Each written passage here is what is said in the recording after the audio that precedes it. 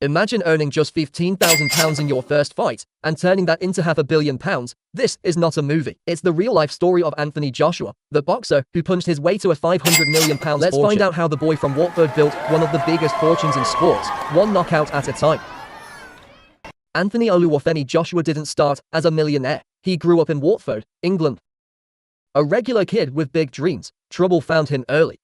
He had brushes with the law, got into street fights, and was on a path that could have gone completely wrong.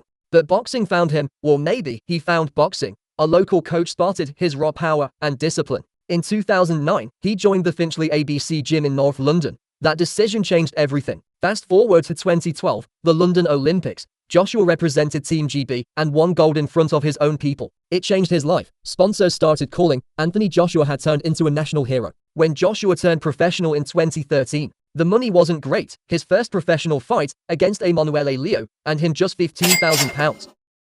His next few fights paid £50,000 here, £75,000 there. But Joshua was focused on more than the payouts. He was building a brand. His style, discipline, and humility made him likable. He knocked out his first 15 opponents, each victory adding a little more to his fame and his bank accounts. He once said in an interview that when he started, his goal was to become a millionaire. But after his success, he added, "Now, I want to be a billionaire." 2016 changed everything. That year, Joshua defeated Charles Martin to win the IBF heavyweight world title. Suddenly, he wasn't just a boxer, he was a world champion. For that fight, he earned around £5 million.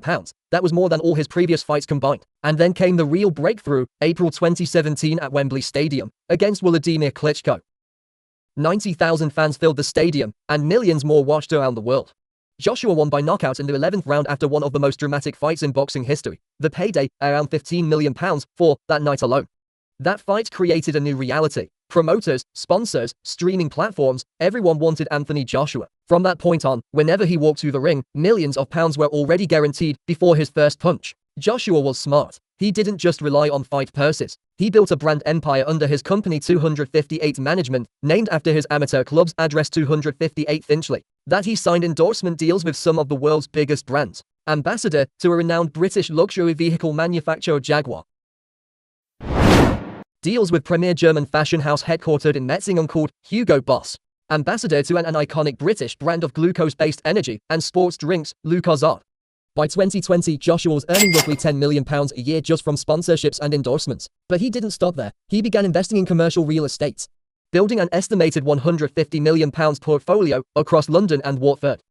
He turned site fees, property, and endorsements into a disciplined investment strategy that made him more than just a fighter. He became an entrepreneur. Then came the world stage beyond the UK. The Middle East, especially Saudi Arabia, wanted boxing, and they were willing to pay for it. In 2019, Anthony Joshua fought Andy Ruiz Jr. in a highly anticipated rematch in Saudi Arabia. His payout for that fight, around £60 million.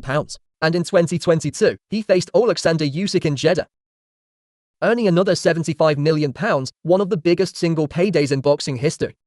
Joshua had already earned over $200 million just from fight purses alone.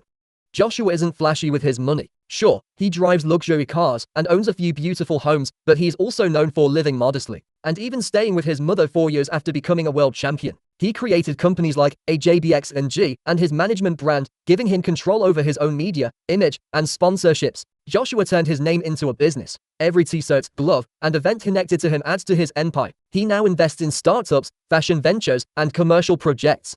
Let's break it down in simple terms. Total career earnings, over £500 million.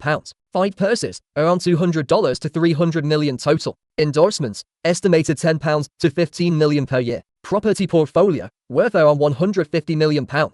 Net worth 2025 to 2026, estimated at $200 to $300 million. Anthony Joshua's financial story isn't just about boxing. It's about timing, discipline, and understanding value. He moved from earning small purses in local arenas to negotiating multi-million-dollar contracts with national governments and billion-dollar brands. His approach was simple but powerful. Discipline like an athlete, but think like a CEO. Earn, invest, and repeat. Now in his mid-30s, Anthony Joshua is more than a champion. He's a mentor, a brand, and a symbol of what smart financial management can do, especially for athletes. He often gives back to the community, funding boxing gyms, supporting kids in Watford, and promoting youth fitness projects across Britain. Anthony Joshua fought his way to the top not just in boxing rings, but in the boardrooms of the world. From £15,000 to £500 million, that's not luck, that's legacy.